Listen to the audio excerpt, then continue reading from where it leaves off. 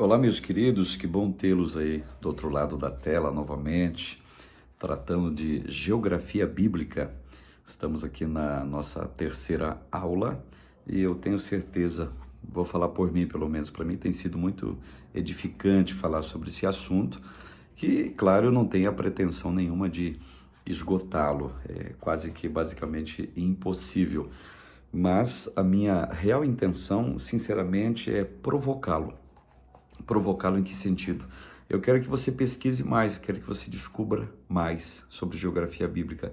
Pode ser, até de maneira intencional, eu passe por cima de algum assunto que você esperava que eu fosse citar aqui nas nossas aulas, mas de maneira intencional, como disse, não citarei, para que você vá atrás, para que você pesquise, para que não pare por aí e para que você não tenha que este professor ou qualquer outro professor que seja tenha a última palavra sobre o assunto. Não só esse assunto, mas qualquer assunto do arcabouço bíblico, ninguém tem a última palavra. Por quê? Porque a fonte é inesgotável. Quem sabe você descubra alguma coisa que há anos eu estou tentando descobrir e você, numa breve passada, com aquele olhar mais atento, aquele olhar mais acurado, acaba descobrindo fatos interessantíssimos que não guarde só para você, divida com alguém que vai ser muito importante. Então, pensando, estamos usando o livro do IBAD, como eu falei para vocês, na página 31 desse livro de Geografia Bíblica, de autoria do pastor João Colenda, nós temos aqui algo sobre o dilúvio e sua relação com a geografia. O dilúvio e sua relação com a geografia. Dilúvio, nós estamos remontando, evidentemente, à época de Noé, homem que fez uma aliança com Deus, e você já tem os detalhes acerca dessa aliança. Bom, a Bíblia registra que pelo multiplicar do pecado do homem, Deus mandou o dilúvio para destruir, com exceção de Noé, evidentemente, e a família de Noé, todos os homens e animais da terra. Isso está registrado no primeiro livro da Bíblia, livro do Gênesis, Bereshit, tá? O livro da Genese, do começo, capítulo de número 6, 7 e 8. E após 150 dias, a arca repousou sobre as montanhas de Ararat. Na Bíblia, a designação montes ou montanhas indica que Ararat era uma cordilheira de montanhas, um lugar onde as pessoas e animais pudessem facilmente da cordilheira descer para o vale, que ficava onde esse vale? Entre os rios Tigre e Eufrates. Estamos na região da Mesopotâmia de novo, observe. E exatamente como eu citei, Mesopotâmia, onde teve o início da humanidade. Observa, a humanidade começa em Adão e Eva, região da Mesopotâmia. A humanidade, ela recomeça em Noé e sua família, região também da Mesopotâmia. Então, me parece que a questão da criação da humanidade sempre transitou exatamente, geograficamente, no mesmo local. Com isso, muitas pessoas até chegam a citar, de maneira até herética, costumo dizer, que o dilúvio não foi universal, que ele só foi, digamos assim, atingível à região da Mesopotâmia pelo fato da Arca de Noé ter ficado na mesma região. Não, segundo a Bíblia, o dilúvio foi universal. Fontes superiores, a chuva caindo, e fontes inferiores, rios, mares, lagos, oceanos, todos subiram de nível. Então, o planeta chamado Terra, ele foi totalmente passado por um juízo universal de Deus chamado dilúvio, a abundância de águas no planeta. Então, isso aconteceu, tá certo? Então, Deus abençoa Noé e sua família e diz para a família de Noé: frutificai e multiplicai-vos e enchei a terra, a mesma ordem dada para Adão e Eva. E assim teve início um novo povoamento da terra a partir de 3 troncos de Noé, que são os seus 3 filhos, o Sem, o Cã e o Jafé. Os descendentes de Cã, eles seguem para a África, e os descendentes de Sem, eles se espalham por diversos pontos da Ásia, e os de Jafé se estabelecem na região que chamamos hoje de Europa. Os descendentes de Sem, eles povoaram as regiões asiáticas, desde as praias do Mediterrâneo até o Oceano Índico. A maior parte do território entre o de Jafé e o de Cã. Foi central das Escrituras esse povo. Essa história desse povo foi central das Escrituras. Os semitas, eles se estabeleceram na Arábia e nas terras do Vale do Tigre e do Eufrates, atualmente onde está o famosíssimo Oriente Médio. Os descendentes de Cã, notavelmente poderosos no princípio da história do mundo antigo, constituíram a base dos povos que mais relações tratavam com os hebreus, seja como amigos, seja como inimigos. Ou seja, o irmão de Shem, que é Cã, ora, os povos que dele surgiu, ora era amigo, ora inimigo dos semitas.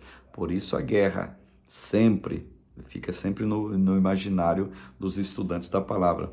Os semitas e os cananitas, ou os camitas, que seja, tá? 3 dos filhos de Cã foram para a África e posteriormente para o norte, pela terra de Sinear e pela Síria, e constituíram as cidades de, observe, Nínive, Calá, Babel, Acade e outras cidades. Canaã, o 4º filho de Cã, estabeleceu-se às margens do mar Mediterrâneo, desde Sidom até Gaza. Gaza, acho que falando dessa palavrinha, você se lembra atualmente o que está acontecendo, o que ocorreu na famosíssima faixa de Gaza. Ok, faixa de Gaza são descendentes de Cã, eles são camitas, eles são descendentes diretos também do 4º filho de Cã, que é Canaã, justamente a faixa de Gaza, onde tem um conflito que não vou trazer muitos comentários nesse momento, quem sabe mais à frente, mas ali estão descendentes de Noé, descendentes de Cã e do seu 4º filho, Canaã. Então, geograficamente falando, a gente tendo essa visão, como eu falei lá no princípio, sem a geografia, a interpretação correta da Escritura, ela se tornaria basicamente empobrecida, só para vocês terem uma ideia. Os descendentes de Jafé, por exemplo, que formavam os povos indo-europeus, também denominados arianos, embora não tenham se sobressaído na história antiga, tornaram-se a raça dominante do mundo moderno. Imigraram para o norte, estabeleceram-se nas terras costeiras dos mares Negro e Cáspio e deram origem aos medos, aos gregos e às raças brancas da Europa e da Ásia Central. Esse é o povo descendente de Jafé, um dos filhos de Noé. E quem tem o livro que eu estou citando, na página 32, nós temos aqui um pequeno gráfico, onde você vai poder acompanhar todas as nações jafetitas, as nações camitas e as nações semitas, que são os descendentes de Noé, os seus 3 filhos, que saíram como sobreviventes da arca e também sobreviventes do dilúvio. Apenas como ponto de informação, Deus povoa a humanidade através de Adão e Eva, um casal, e Deus repovoa a humanidade através de Sem, Cã e Jafé, 3 casais. Evidentemente que o texto vai dizer que eles saem da arca com suas respectivas esposas. Então, na arca foi salvo Noé, a esposa de Noé. Não há registro, por exemplo, que se Noé teve outros filhos além desses 3, e também sai da arca os 3 filhos de Noé e as 3 esposas de Noé, dos filhos, no caso, as noras de Noé. A família como um todo se amplia e agora eles têm a função de repovoar novamente a humanidade a partir do mesmo berço, digamos, criacional, onde estava Adão e Eva, o berço chamado Mesopotâmia, aquela região toda que hoje compreende basicamente um país um tanto quanto belicoso chamado Iraque. No capítulo 3, nós começamos a analisar, geograficamente falando, a peregrinação pelo deserto.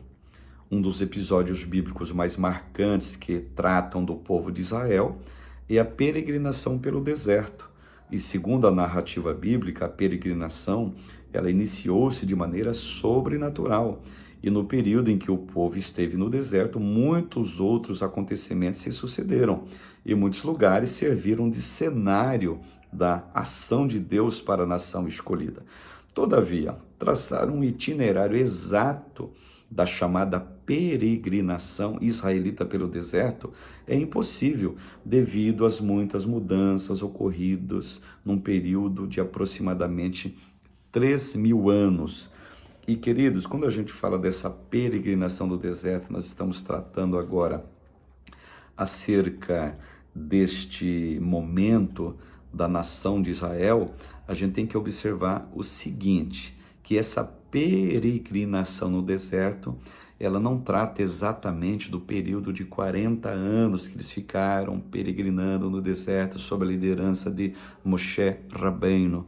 Quando fala dessa peregrinação, a gente encontra aqui dois gráficos extraordinários na página 36 e 37 do livro que eu estou tratando, onde vai falar exatamente do local e dos locais onde o povo hebreu viveu, aonde eles estavam em rota de marcha, tá certo? Rota de marcha no sentido de se estabelecerem como nação escolhida de Deus.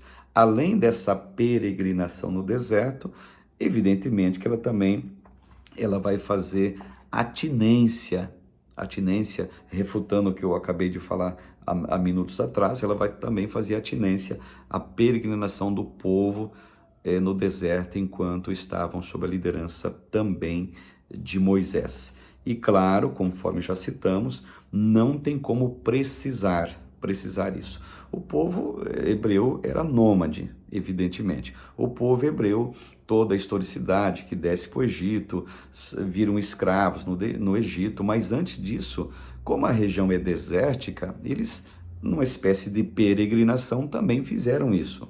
E a peregrinação também, ela vai falar, claro, que quando o povo sai do Egito, claro, sob a liderança de Moisés, também existe o ato da peregrinação.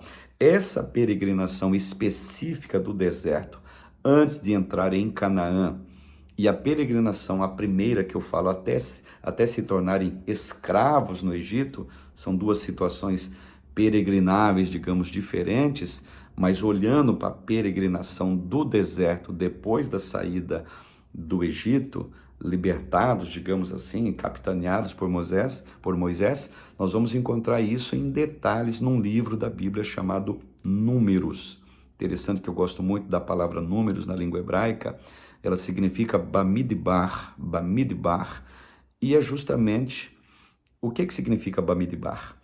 Peregrinação no deserto, justamente isso, Bamidbar, uma peregrinação no deserto. É o livro que registra as vicissitudes, as idas e vidas, as voltas, o ato de andar em círculos, que tiveram várias situações ali nesse sentido. Por quê? Porque eles eram direcionados por uma nuvem de dia. Eles eram direcionados por uma nuvem à noite. Então, portanto, como Deus estava fazendo ali uma espécie de refinamento, uma espécie de provação, visto que aqueles que saíram do Egito peregrinando, apenas 40 anos depois chegam na terra da promissão. E se não fosse a presença da nuvem de dia, a coluna de fogo à noite, eles poderiam até andar em linha reta e chegar facilmente na fronteira sul de onde é Israel hoje, na fronteira sul de Canaã, facilmente, mas eles andavam seguindo a nuvem, andavam seguindo a coluna de fogo. Por isso, essa peregrinação ela é muito específica. A bússola, por assim dizer, era o próprio direcionamento de Deus nessa peregrinação. Nós temos um mapa interessante que fala da possível rota do Êxodo, ou para o Êxodo, que tem um livro na Bíblia chamado Êxodo, evidentemente. A palavra Êxodo é Shemot, você vai encontrar isso na Bíblia, claro, né? página de número 39 do nosso livro tem a possível rota do Êxodo e algumas localidades da peregrinação por onde esse povo passou. Eu te aguardo, no próximo capítulo dessa fascinante peregrinação no deserto.